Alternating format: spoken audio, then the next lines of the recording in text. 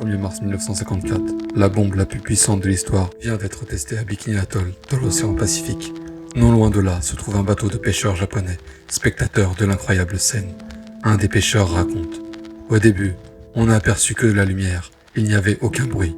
7 à 8 minutes plus tard, nous avons commencé à entendre un grondement profond venant des entrailles de la terre. 1 heure plus tard, quelque chose de très blanc, comme de la neige, tomba du ciel. Nos têtes étaient alors recouvertes de cendres blanches. 3 jours plus tard, là où la cendre avait touché notre peau, des cloques sont apparues. Et 10 jours plus tard, nos cheveux commencèrent à tomber. Les membres de l'équipage du Lucky Dragon furent tous exposés à la radiation nucléaire. Quelques mois après le test de cette bombe H, un des pêcheurs décède. Décidément, après Hiroshima et Nagasaki, les Japonais n'ont pas de chance. Les Américains se défendent en expliquant que leur bombe n'est pas la cause de la mort de ce pêcheur.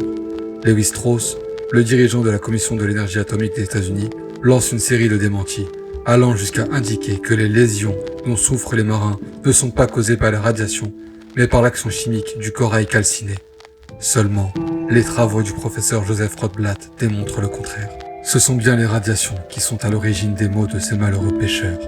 Par ailleurs, ce sont des tonnes de thon qui ont été contaminés dans la zone d'explosion de la bombe H. Des éléments radioactifs sont ainsi entrés dans la chaîne alimentaire humaine.